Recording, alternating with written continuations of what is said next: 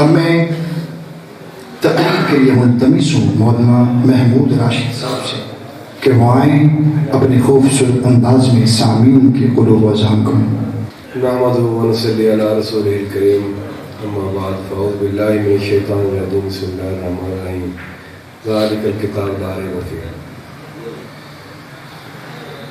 محترم سامعین کرام، چند باتیں وہ آپ سے عرض کرنی ہیں جو پہلے سے آپ کے ذہن میں ہے، صرف دہرانا ہے ہم کو۔ ہم اس محفل میں جتنے بیٹھے ہیں، ہم میں سے 100 سال پہلے کوئی بھی نہیں تھا، اور 100 سال کے بعد ہم میں سے کوئی بھی نہیں ہوگا، سارے اس دنیا سے جا چکے ہیں۔ اللہ تبارک و تعالیٰ نے جب آدم علیہ السلام کو پیدا کیا اور ان کی پشت میں قیامت تک آنے والی جتنی روح ایسی ڈال دی، پھر اللہ تبارک و تعالیٰ نے ہاتھ مارا آدم علیہ السلام کی پشت پر، روحیں ساری باہر نکال دی، اور لاشعور میں ان سے پوچھا کہ کیا میں تمہارا رب نہیں ہوں؟ انہوں نے کہا کیوں نہیں، آپ ہی ہمارے رب ہیں۔ پھر وہ روحیں اللہ تبارک و تعالیٰ نے دوبارہ آدم علیہ السلام کی پشت میں ڈال دی۔ پھر وہاں سے ہمارا انسانیت کا سفر شروع ہوا ہے۔ ہم آدم علیہ السلام کی پیٹھ سے نکلے، ایک زمانہ تھا کہ ہم بھی آدم کی پشت میں تھے، وہاں سے نکلے ان کے بیٹوں کی پشت میں آ گئے، پھر چلتا رہا یہ سلسلہ۔ ایک وقت آیا کہ ہم اپنے دادا کی پشت میں آ گئے، پھر اپنے باپ کی پشت میں آ گئے، پھر اپنے ماں کے پیٹ میں آ گئے۔ ماں کے پیٹ سے نکلے تو اس کا نام ہم نے پیدائش رکھ لیا۔ جب ماں کے پیٹ میں آئے تو دنیا کے پیٹ میں آئے، اور پھر دنیا میں ہم ایک زندگی گزار رہے ہیں۔ اب دنیا کی زندگی سے جب ہم نکلیں گے، ہم نے اس کا نام موت رکھا ہے۔ دنیا میں آئے تھے تو ہم نے اس اسٹیشن کا نام پیدائش رکھا تھا۔ یہ ہمارے نام ہیں ہمارے سمجھنے کے لیے۔ انسان جب سے آدم علیہ السلام سے چلا ہے، اب اس میں ختم نہیں ہونا، کبھی اس پر موت نہیں آئے گی، کبھی یہ ملیا میٹ نہیں ہوگا، یہ چلتا رہے گا چلتا رہے گا چلتا رہے گا جب تک خدا کی بادشاہت ہے۔ نہ وہ ختم ہونی، نہ انسان کی زندگی ختم ہونی۔ لیکن جب ہم دنیا کے پیٹ میں آئے تو یہاں سے جانا ہے، ہم نے اس کا نام موت رکھا ہے۔ آدم علیہ السلام کے پشت سے چلتے ہوئے دنیا کی پشت پر، اس چلنے میں، اس انتقال میں ہمارا کوئی کردار نہیں ہے۔ بس جیسے تنکا پانی کے اوپر تیرتا رہتا ہے، پہاڑوں سے نکل کے سمندروں میں چلا جاتا ہے، ہم بھی ایسے چلتے رہے، ہماری کوئی خواہش نہیں تھی، کوئی ہم تمنا نہیں تھی، کوئی اپنا کوئی کردار نہیں تھا۔ لیکن جب دنیا میں کے پیٹ میں آ گئے، ہم یہاں 15-16 سالہ زندگی نابالغی کی وہ نکالیں، اس کے بعد جو ہماری زندگی ہے، آئندہ ساری زندگی کا دار و مدار اس پر ہے۔ یہاں لائن سیدھی ہوگی تو جنت میں چلے جائیں گے، اگر لائن ٹیڑھی ہوگی تو جہنم میں جانا پڑے گا۔ اللہ تبارک و تعالیٰ نے ہمارے سامنے یہ باتیں رکھی ہیں کہ اگر کوئی بندہ ماں کے پیٹ سے نبینا پیدا ہوتا ہے، اپاہج پیدا ہوتا ہے، لولا لنگڑا پیدا ہوتا ہے، کہ اور جسمانی نقص ہے، تو اس کو درست کرنے میں کبھی تو ہوتا ہی نہیں صحیح، کبھی ہوتا ہے تو لمبا عرصہ لے جاتا ہے۔ لیکن یہاں کسی کو فیر لگ جائے، چھری لگ جائے، کوئی اور مصیبت آئی ہے تو اس کا علاج جلدی جلدی ہو جاتا ہے۔ تو اگر اس دنیا کی زندگی میں ہم نے اپنے آپ کو گناہوں سے بچا لیا تو پھر ساری زندگی آرام سکون کی ہے۔ یہاں علماء کرام میں ایک بات چلتی ہے کہ انسان قبر میں زندہ ہے یا مردہ ہے۔ بھائی مسلمان تو بہت اونچی شان والے لوگ ہیں، بدترین لوگ بھی قبر میں مردہ نہیں ہیں۔ اگر قبر میں مر گئے تو یہ تو آخرت کی منزل کی پہلی گاٹی ہے، پھر تو عقیدہ آخرت ہی ہمارا خراب ہو جائے گا۔ تو میں ابھی یہ کرنا چاہتا ہوں کہ یہاں کی زندگی جس کے لیے یہ محفل مولانا عمر صاحب نے 21 سال پہلے سجائی تھی، قرآن کا موضوع ہے انسانی زندگی، انسان، یہ جو زندگی ہم نے دنیا میں گزارنی ہے یہ قرآن کا موضوع ہے۔ اللہ تبارک و تعالیٰ رائے بشیر صاحب کو بہت ساری جزائیں عطا فرمائے کہ اگر ایک انسان دنیا میں کامیاب ہو جاتا ہے اس کو جو آخرت میں ملنے والا انسان سوچ بھی نہیں سکتا۔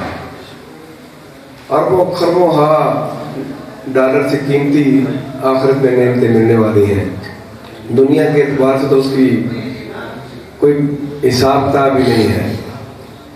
میں عرض کرنا چاہتا ہوں کہ جب انسان یہاں کی زندگی گزار لیتا ہے اور آخرت میں چلا جاتا ہے قبر میں، تو ہم نے اس کا نام موت رکھا ہے، لیکن مرنا نہیں ہے وہاں۔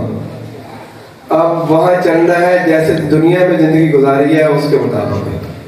اگر نیک راستے پر چلے ہیں تو سہولتوں کا سفر شروع ہو جائے گا، بد راستے پر چلے ہیں تو مصیبتوں کا سفر شروع ہوگا۔ یہاں اگر گناہ کرتے ہیں تو اس کی تصحیح، گناہ کی معافی، 2 آنکھوں میں آنسو اور رب سے مانگنا ہے، زندگی بھر کے پاپ ختم ہو جائے گا۔ پشیمانی ہو، آنسو نہ بھی نکلے، چہرہ ویسے بنا رہے جیسے رونے والوں کا ہوتا ہے، تو اللہ تبارک و تعالیٰ سارے گناہ معاف فرما دیں گے۔ لیکن اگر کوئی گناہ رہ گیا اور قبر میں گناہ ساتھ چلا گیا تو پھر وہاں لمبی زندگی بھگتنی پڑے گی، سزا بھگتنی پڑے گی۔ وہاں دھل گیا تو ٹھیک ہے، نہ دھلا تو پھر معاشرت کی زندگی میں وہ گناہ ساتھ جائے گا۔ وہاں دھل گیا ٹھیک ہے، ورنہ جہنم میں چلا جائے گا، اور جہنم میں معمولی گناہ کے جلنے سلنے تک اس کے اثرات کو ختم کرنے میں ہزاروں سال لگ جائیں گے۔ تو قرآن کا موضوع یہ ہے کہ آپ اپنی دنیا کی زندگی کو یہیں سنواریں۔ دنیا کی زندگی میں انسان جو نعمتیں اٹھاتا ہے اور جو مشقتیں برداشت کرتا ہے، علماء نے لکھا ہے کہ پہلے جسم متاثر ہوتا ہے پھر روح متاثر ہوتی ہے۔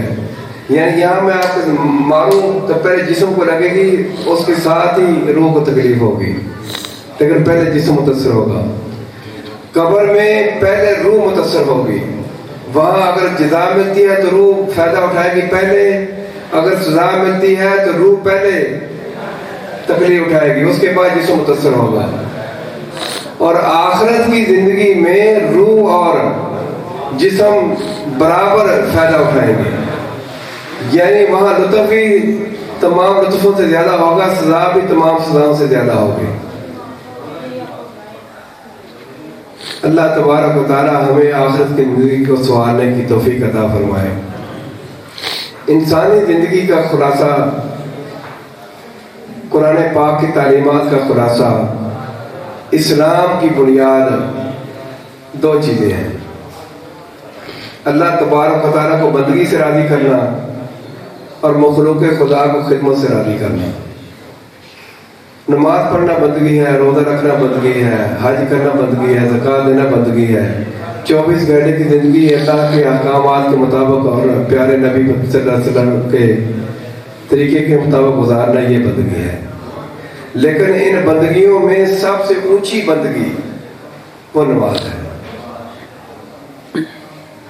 مخلوق خدا کی بے شمار شعبے ہیں خدمت کرنے کے، لیکن ہمارے نبی صلی اللہ علیہ وسلم نے فرمایا کہ مخلوق کی خدمت میں سب سے اونچی خدمت بھوکے کو کھانا کھلانا ہے۔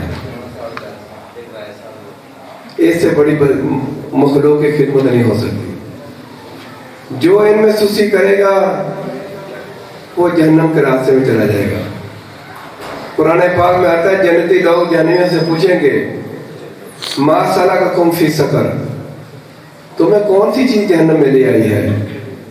تو جہنمی جواب دیں گے لم نکن من المصلین، ہم دنیا میں نماز نہیں پڑھتے تھے، وَلَمْ نَكُنْ نُطْعِمُ الْمِسْكِينَ، اور ہم دنیا میں مسکینوں کو، لاچاروں کو، فقیروں کو کھانا نہیں کھلاتے تھے۔ اللہ کی بندگی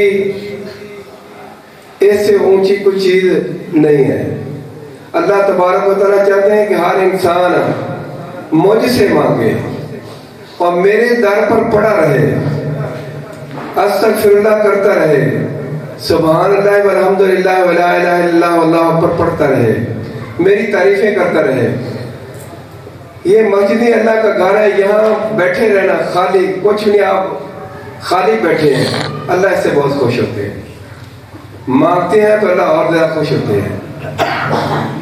وہ ایسی ذات ہے، وہ چاہتی ہے کہ میرے در پر لوگ پڑے رہیں، مانگتے رہیں مانگتے رہیں مانگتے رہیں اور میں دیتا رہوں۔ تو قرآن کا موضوع یہ ہے کہ ہر انسان اللہ تبارک و تعالیٰ کی بندگی کرنے والا بن جائے اور مخلوق خدا کی خدمت کرنے والا بن جائے۔ اللہ تبارک و تعالیٰ مجھے بھی اور آپ کو بھی عمل کرنے کی توفیق عطا فرمائے۔